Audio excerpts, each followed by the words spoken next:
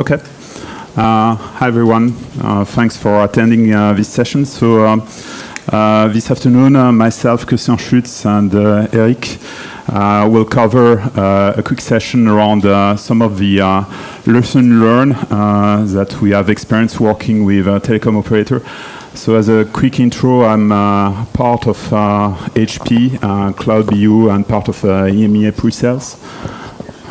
And I'm part of the professional services organization inside of HP, covering Hewlett OpenStack and specifically the NFV telco side of the Hewlett OpenStack. Okay. So session quickly, what we try to set the scene a little bit prior to telling you a little bit about our experience working with Tier 1 telco. So quick introduction of for people who are not familiar, what is NFV, why telco are moving to NFV. Give you a sense of the type of solution architecture that we are providing to customer, and then we'll dive into what is our experience working with different telecom operator and network equipment provider. So this slide just give you a view of what is NFV. So if you look at what telco operator have deployed within the network, they have a number of specific appliance, specific telecom function that usually live as today as a very specific physical device. So the objective of NFV is take advantage of all the virtualization technique to migrate all these specific network function from dedicated physical server to a generic cloud platform, leveraging standard compute, so standard server, storage, and network, and having a good part of this function running as software as virtual function. Why we believe operators are moving to NFV, and the small chart gives you a good view. Last year we were in Paris, and a US operator, I believe AT&T, was giving a good example, saying that they were seeing that within the next 2 years, their bandwidth, their data traffic will be multiplied by 4, and on the other side, as due to the pressure of the over-the-top player, they are seeing some of the revenue actually starting to plateau. So typically the spend that they have to put in production new platform is starting to either be flat or decrease. So they see as NFV as an opportunity to move more to OPEX type of solution, to lower their capital expenditure, and also to have take advantage of the standard infrastructure to start to innovate much faster, and also get a new entrant that can provide them services in a much faster and more efficient way.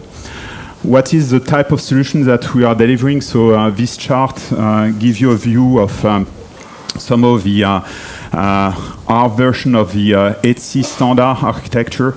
So just to give you a small explanation about that, starting with kind of the hardware part, the NFV infrastructure at the bottom, the converged infrastructure. That's where you will find the standard server, storage, and network.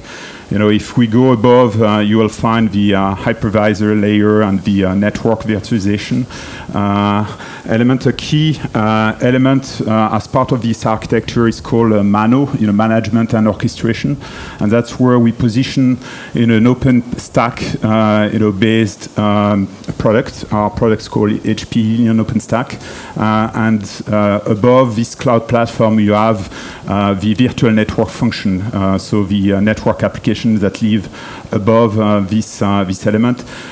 You could find some orchestrators that are here to manage the life cycle of the VNF, and the VNF itself is integrated with the operator key system like the OSS system. So now moving into some of the experience that we have developed working with some telecom operator. That's just some few of the reference.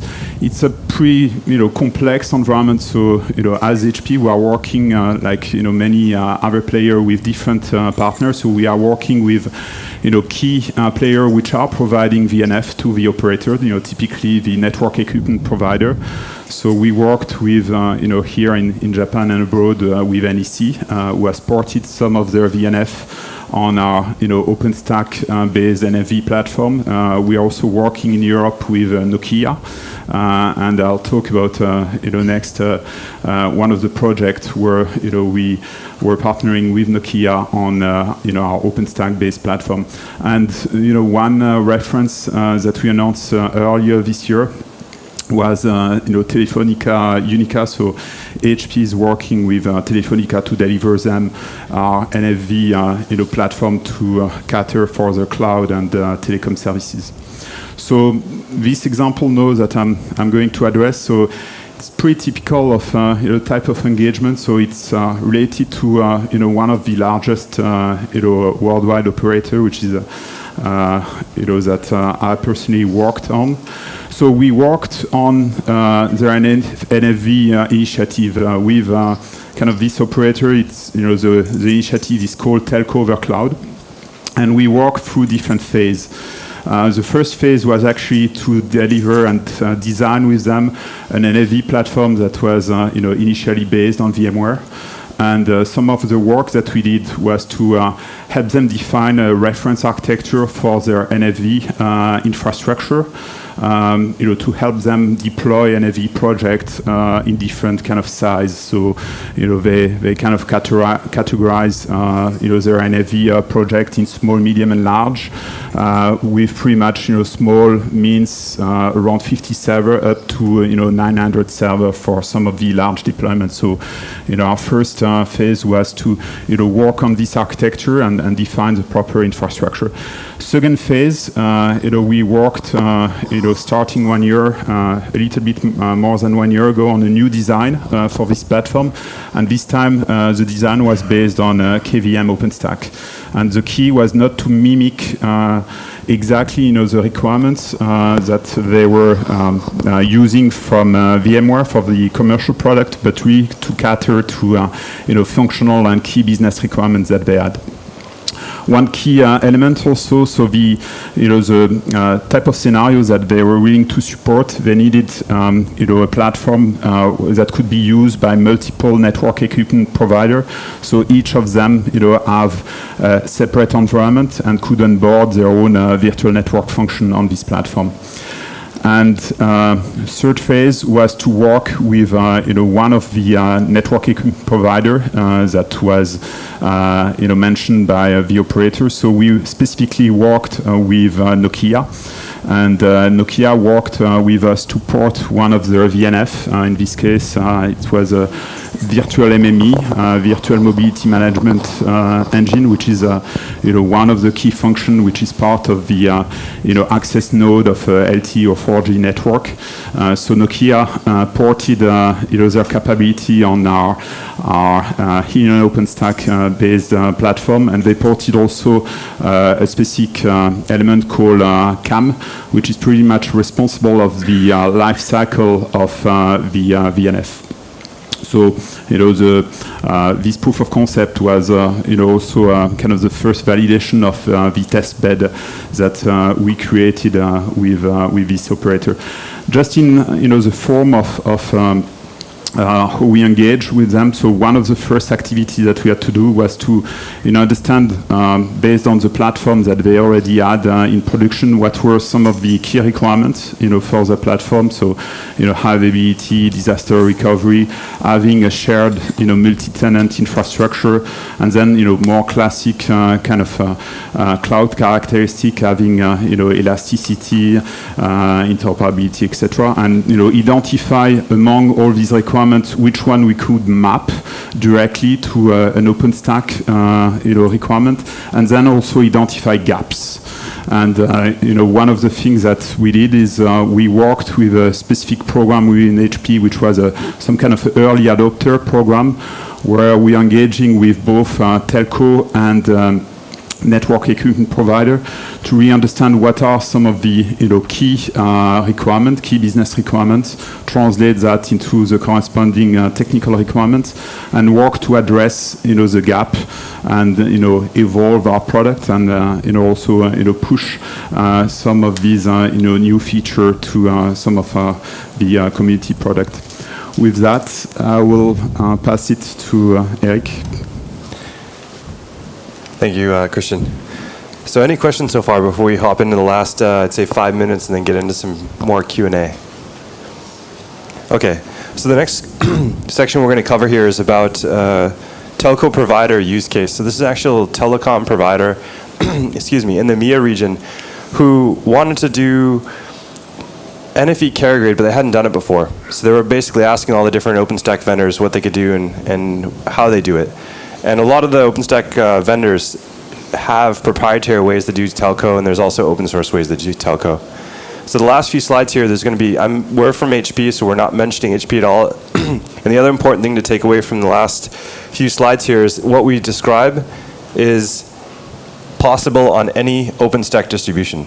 So the things that we're going to cover from a technology standpoint are completely open source, they're upstream, and they're things that you can download today off of the org sites from these different projects.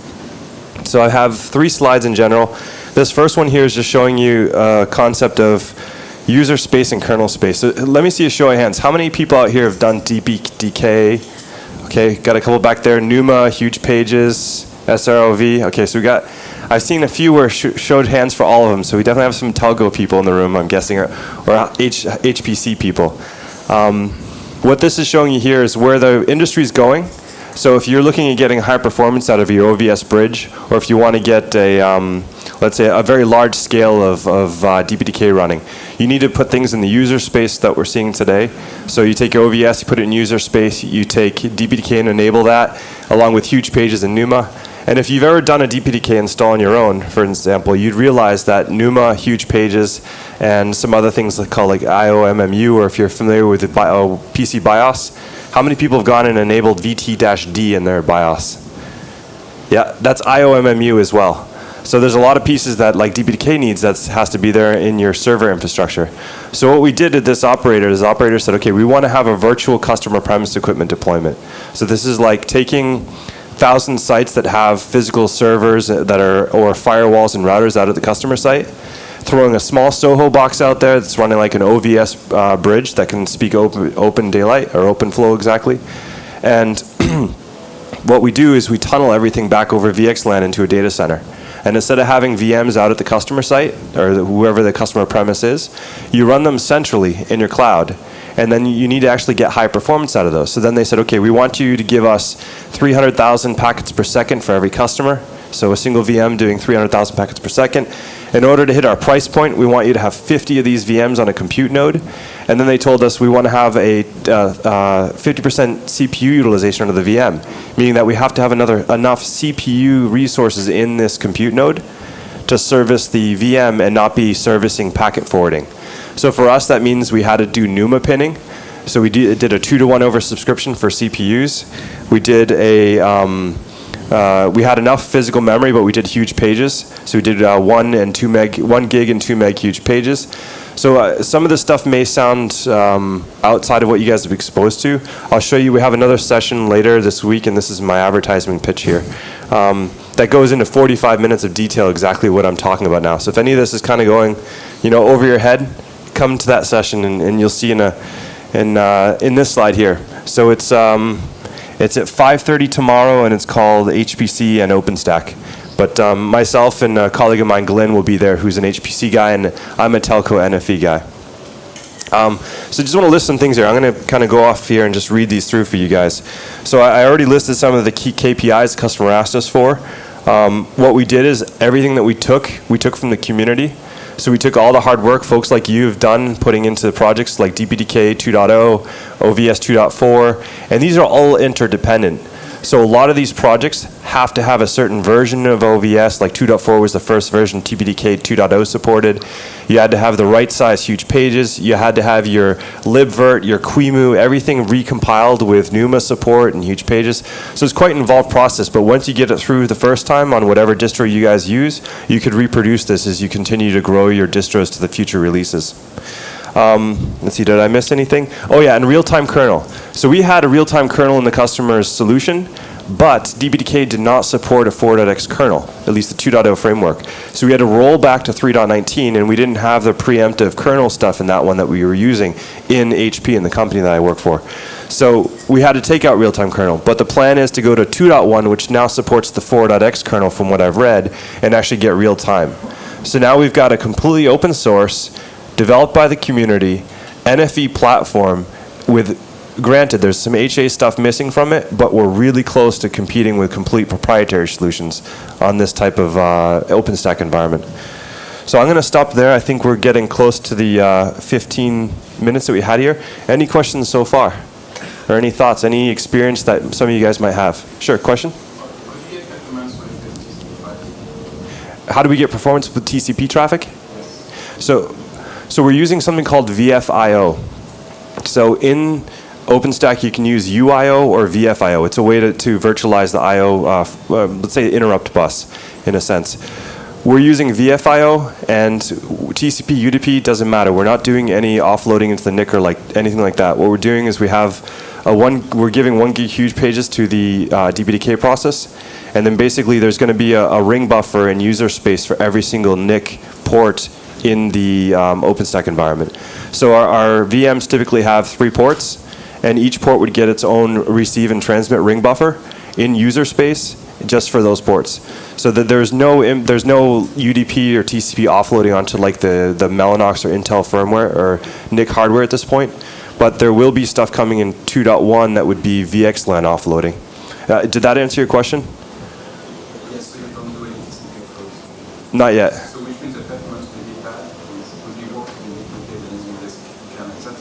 It's a benchmark. Okay. Some benchmark on the Linux perspective. So DPK versus what? What was the one? Just Linux vSwitch. Yeah, Linux vSwitch. So you're talking about the Linux bridge or the Open vSwitch? Both. So you're saying that the performance for TCP, you're saying, from what you've observed, is worse in OVS, is worse in DPDK than in OVS Linux Bridge? Interesting. Let's talk afterwards. I'm interested to hear what you said, because what we're doing right now is we're using Spirent to do TCP flows, and we're testing based on packet size, and we're seeing pretty good performance. But maybe we're not seeing everything, and be interested to hear. We can share it at the session tomorrow. Maybe you want to stand up and speak about it for a second or two. Reeling you in over here. Any other questions? I saw some other hands up. This is good. Just a quick question. Okay. Which Helion are you talking about? There's 2 of them. Is this Yeah, this there's is the Caregrade. Which one are you talking about? there's more. So there's 4. So I don't know. Get them. So Helion is like a brand. Like you could call Helion like Ford or Mercedes, right? But if you're looking at what there is, public cloud, right? That just got canceled. I think Bill Helf's played with that cancellation message for like 6 months now. But the public cloud's basically going away. That's Helion public cloud. There's Helion OpenStack, which is pure upstream OpenStack, right? There used to be something, or I need to be careful here, I don't say something that's not public yet, but there's Helion Community. I don't know how long that'll be around for, but if you look at like a Red Hat, their model is they just give you enterprise, but they don't give you security or any of the updates. I would see that model working really well for Helion OpenStack and maybe even getting rid of community so that everyone can download the enterprise, but who knows what that's going to be. So you have Helion Public Cloud, you have Helion Community, you have Helion, just regular Helion OpenStack. Then there's Eucalyptus, which is an AWS-based Helion, or Helion Eucalyptus. And I said 4, right? So those are and which one? Oh, yeah, and and then there's Caregrade. Caregrade is based on a Wind River partnership that we have. And for me personally, my goal is to be able to provide a Helion OpenStack that is non-proprietary. But some of the telcos, they need that HA. So Helion Caregrade is all based on proprietary stuff. So there's no OVS in Healing Caregrade. It's Wind River AVS, or if you want, you can have Nuage or DCN. So there's lots of options there, but that's for a telco who wants really high availability. And this is the important part. If you're a telco or a HPC guy, you're going to think about this. Okay, do I want my failover to be controlled by the OpenStack environment? Do I want the failover to be controlled by my VNF manager, so the thing that manages the VMs, or do I want the failover to be controlled from some other level? So for the NFV providers that have NFVs that are maybe, not call them dumb, but they don't have their own NFV manager, you'd want the OpenStack environment to do your HA, and that's where Healing Caregrade fits well for them, and they don't care about proprietary or vendor lock-in and stuff like that. Does that answer the Healing question? So the one I did, it was Healing OpenStack, and the customer said, we don't want proprietary. So then we brought from the community software, and it's completely open source and open standard. But Caregrade could do everything that I just described, and in some cases better because of the way they do certain things. Today, I think the community is going to outpace all the different vendors that are doing proprietary performance in the next few years. That's my own personal belief, though, so just sharing with you. Okay. Thanks. Time's up. Oh. Sorry. Any other questions? Let's do offline, and I'll stand outside the room after the next session. Thank you, everyone. Appreciate your time.